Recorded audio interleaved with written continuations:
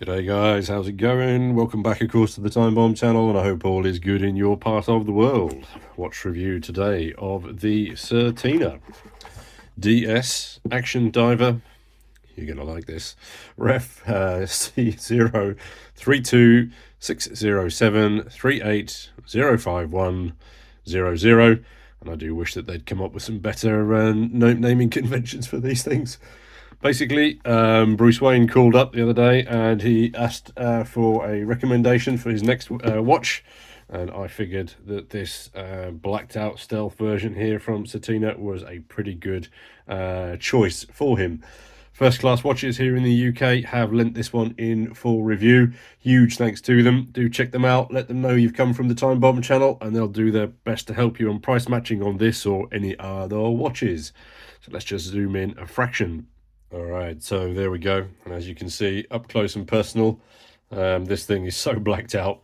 If you dropped it face down in the dark, you may have issues finding it. But Tissot and several other brands also do an all blacked out version of their divers, so clearly hitting a little bit of hitting a little bit of market demand.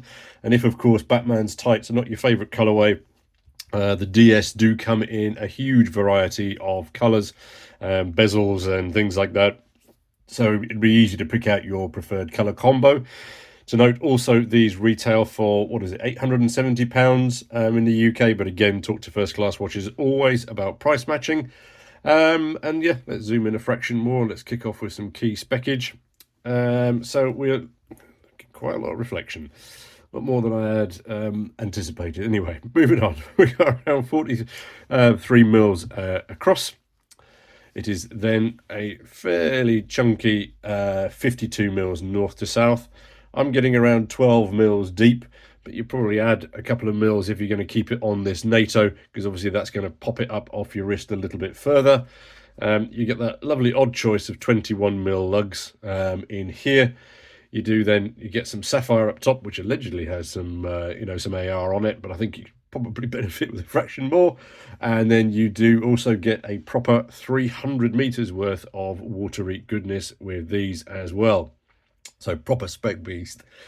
Buzzing away inside, then you get an ETA or ETA Powermatic 8061, and that provides a whopping 80 hours of power reserve and enhanced anti-magneticness, if that's even a word. New word of the day. And in case you're wondering what DS means, it refers to double security protection for the movement, and essentially in layman's terms that refers to O-ring seals with inside. See if I can get even closer up to that dial.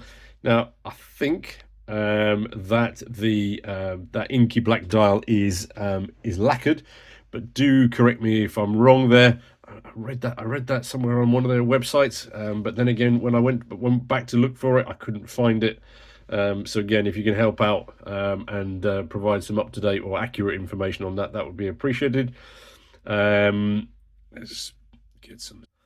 So yeah, I'm trying to get you some better shots of the dial. I'll take some stills because there's just a little bit too much reflection going on here to really for you to sort of enjoy it properly.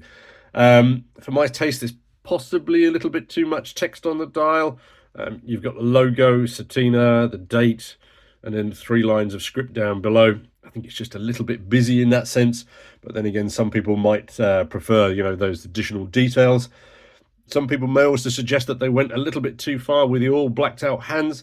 But I mean, I find in general, because of the way they've done the lumen fill there, that pretty much that they stand out. Legibility isn't shocking and horrific. It's pretty decent actually, inside and outside. I think you'll agree that you're not having issues looking at this watch and knowing what time it is. And if you wanted to compare it to another all blacked out watch, for example, the Hamilton Zero here, I mean that one, they got the hands wrong on that one, didn't they? Coming back to the dial, the other thing I noticed you will have done as well is up at the top there on the Rehort, you get a 60. I'm not quite sure why that's there. I mean, if you're timing yourself with your seconds, I don't know. Anyway, moving on. The one thing I absolutely love about it is the matte ceramic bezel. It is freaking gorgeous. It's one of the nicest bezels that I've seen in a very long time as well. So smooth, and the engraved digits as well there, you know, just with a little contrast of shiny paint. I think they've done that fantastically. It's a 120 clicker, and of course it sounds like this.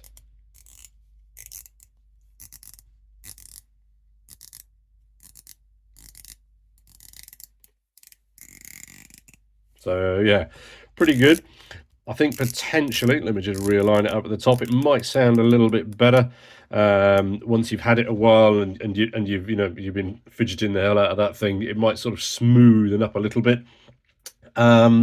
Potentially, I suppose one neg about the bezel is it's not necessarily a real dive tool bezel, because you're probably going to struggle to see this in dark waters because there's just a smidge of lume up at the top in that triangle. None of the digits are lumed.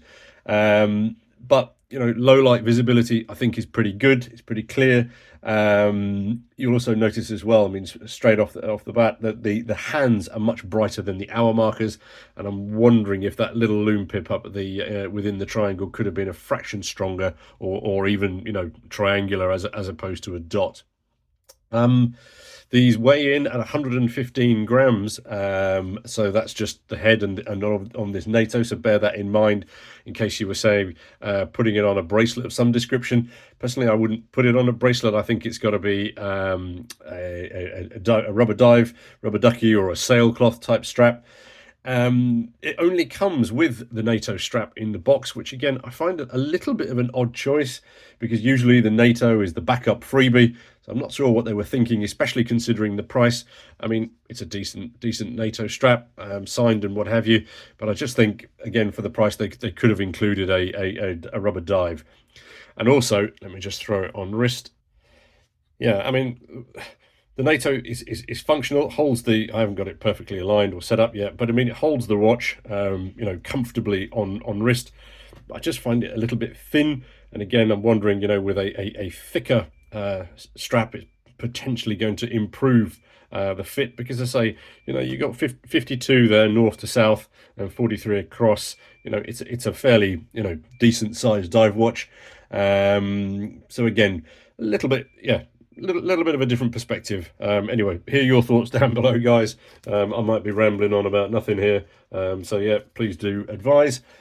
The case body then is PVD coating. Excuse me. So yeah, it's PVD coating. Again, it's a slightly odd choice. I mean, it's way better than IP, of course, IP coating. But I'm wondering if they sort of did it on purpose as well, to sort of allow the watch to get dinged up a little bit in time, and then, you know, appear all that more ultra rugged. You will also notice as well that, for example, on the coin edge bezel there, and again, as you can see on the, can you see on the crown, they've just those are the shiny sections. So again, they just stand out a little bit, and again, they match the infill there of the bezel digits. Again, some nice little design touches here. As I say, I think this is our first CERTINA in on the channel. Pretty sure, I think it might be, actually. Obviously, then on the back, you've got the ultra uber recognizable turtle.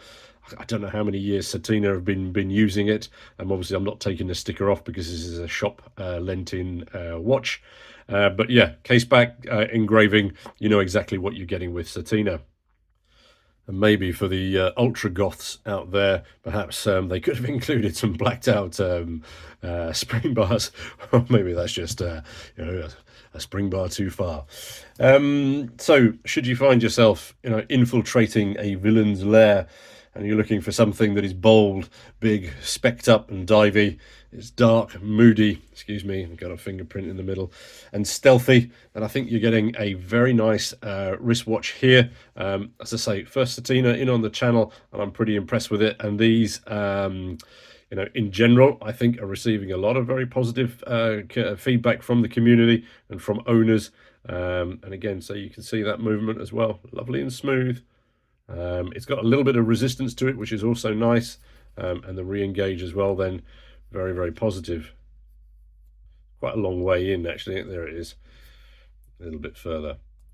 Yeah, as I say, you notice the resistance on that crown pushing back a little bit at you. So again, nice and reassuring that when you've got it in, it's proper fixed in. Anyway, there you go, guys. Looking forward to hearing your thoughts and comments on this one down below. Massive thanks to the lovely people over at First Class Watches for the loan of this one. And we'll catch you all in the next watch vid. Cheers now.